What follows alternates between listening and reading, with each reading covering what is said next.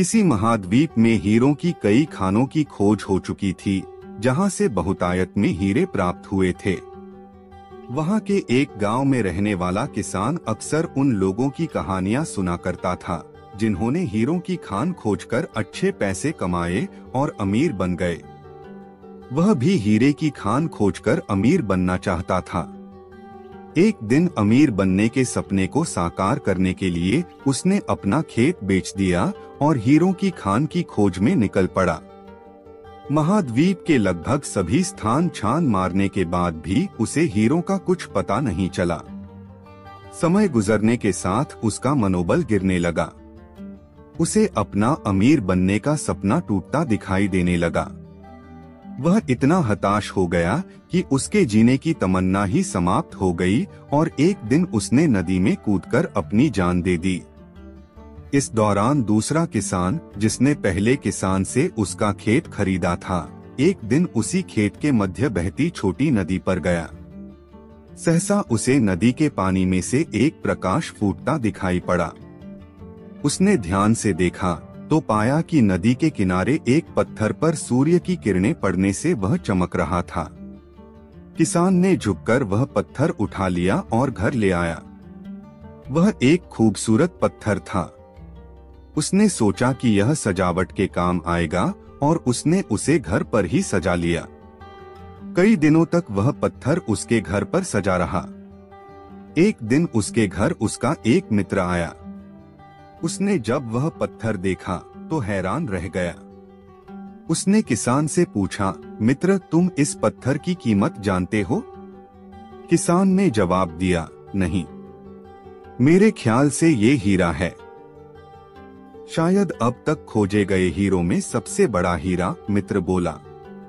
किसान के लिए इस बात पर यकीन करना मुश्किल था। उसने अपने मित्र को बताया कि उसे यह पत्थर अपने खेत की नदी के किनारे मिला है। वहां ऐसे और भी पत्थर हो सकते हैं। दोनों खेत पहुंचे और वहां से कुछ पत्थर नमूने के तौर पर चुन लिए। फिर उन्हें जांच के लिए भेज दिया। जब जांच रिपोर्ट आई तो किसान के मित्र की बात सच निकली। वे पत्थर हीरे ही थे। उस खेत में हीरों का भंडार था। वह उस समय की खोजी गई सबसे कीमती हीरे की खदान थी। दूसरा किसान उस खदान की वजह से मालामाल हो गया। पहला किसान महाद्वीप में दर दर भटका और अंत में जान दे दी, जबकि हीरे की खान उसके अपने खेत में उसके कदमों तले थी। इस कहानी में हीरे पहले किसान के कदमों तले ही थे, लेकिन वह उन्हें पहचान नहीं पाया और उनकी खोज में भटकता रहा। ठीक वैसे ही हम भी सफलता प्राप्ति के लिए अच्छे अवसरों की तलाश में भटकते रहते हैं।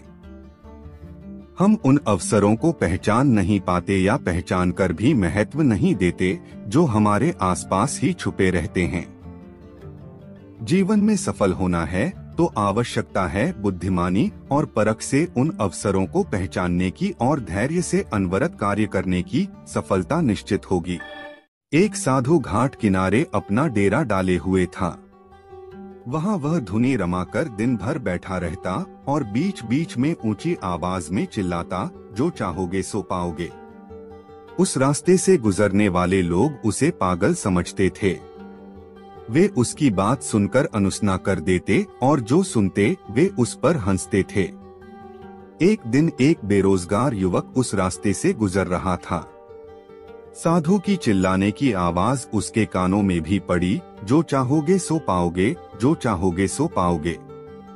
ये वाक्य सुनकर वह युवक साधु के पास आ गया और उससे पूछने लगा, बाबा, आप बहुत देर से जो चाहोगे सो पाओगे चिल्ला रहे हो, क्या आप सच में मुझे वो दे सकते हो जो मैं पाना चाहता हूँ?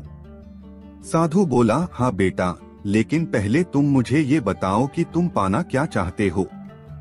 बाबा, मैं चाहता हूँ कि एक दिन मैं हीरों का बहुत बड़ा व्यापारी बनूं। क्या आप मेरी ये इच्छा पूरी कर सकते हैं? युवक बोला, बिल्कुल बेटा, मैं तुम्हें एक हीरा और एक मोती देता हूँ, उससे तुम जितने चाहे हीरे मोती बना लेना। साधु बोला। साधु की बात सुनकर युवक की आंखों में आशा की ज्योति चमक उठी। फिर साधु ने उसे अपनी दोनों हथेलियां आगे बढ़ाने को कहा। युवक ने अपनी हथेलियां साधु के सामने कर दी। साधु ने पहले उसकी एक हथेली पर अपना हाथ रखा और बोला, बेटा, ये इस दुनिया का सबसे अनमोल हीरा है। इसे समय कहते हैं। इसे जोर से अपनी मुट्ठी में जकड़ लो। इसके द्वारा तुम जितने चाहे उतने हीरे बना सकते हो। इसे कभी अपने हाथ से निकलने मत देना। फिर साधु ने अपना दूसरा हाथ युवक की दूसरी हथेली पर रखकर कहा, बेटा, ये दुनिया का सबसे कीमती मोती है। इसे धैर्य कहते हैं।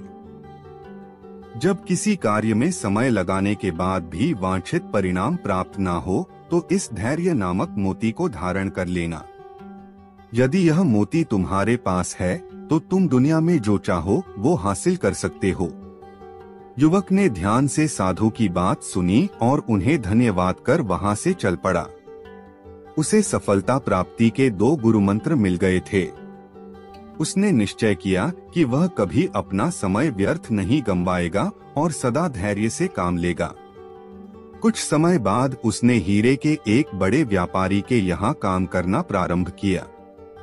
कुछ वर्षों तक वह दिल लगाकर व्यवसाय का हर गुर सीखता रहा और एक दिन अपनी मेहनत और लगन से अपना सपना साकार करते हुए हीरे का बहुत बड़ा व्यापारी बना। लक्ष्य प्राप्ति के लिए सदा समय और धैर्य नाम के हीरे मोती अपने साथ रखें। अपना समय कभी व्यर्थ ना जाने दें और कठिन समय में धैर्य का दामन ना छोड़ें। सफलता अवश्य प्राप्त होगी। मछलियां सालों से बहुताओं की प्रिय खाद्य पदार्थ रही हैं। वे इसे अपने भोजन का एक अभिन्न अंग मानते हैं। ताजी मछलियों का स्वाद उन्हें बहुत पसंद है। लेकिन तटों पर मछलियों के अभाव के कारण मछुआरों को समुद्र के बीच जाकर मछलियां पकड़नी पड़ती हैं। शुरुआती दिनों में जब मछुआरे मछलियां पकड़ने बीच समुद्र में जाते तो वापस आते आते बहुत देर हो जाती और मछलियां बासी हो जाती। यह उनके लिए एक बड़ी समस्या बन गई क्योंकि लोग बासी मछलियां खरीदने से कतराते थे। इस समस्या का निराकरण मछुआरों ने अपनी बोट में फ्रीजर लगवाकर किया। वे मछलियां पकड़ने के बाद उन्हें फ्रीजर में डाल देते थे। इससे मछलियां लंबे समय तक ताजी बनी रहती थी। लेकिन लोगों ने फ्रीजर में रखी मछलियों का स्वाद पहचान लिया। वे ताजी मछलियों की तरह स्वादिष्ट नहीं लगती थी।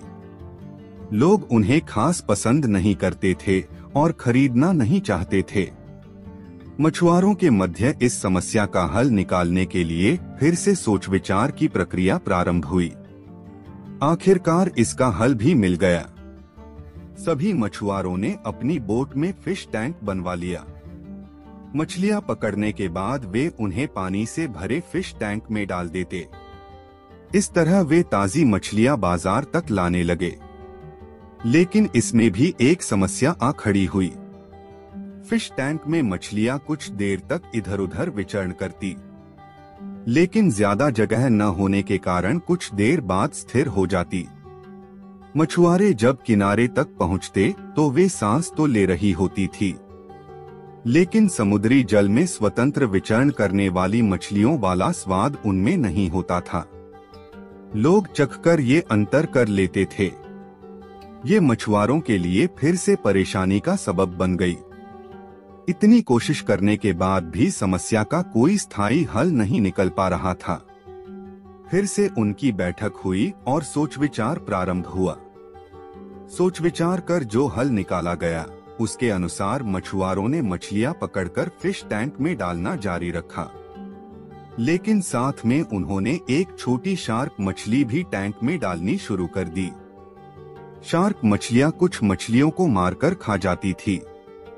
इस तरह कुछ हानि मछुआरों को जरूर होती थी, लेकिन जो मछलियां किनारे तक पहुंचती थी उनमें स्फूर्ति और ताजगी बनी रहती थी।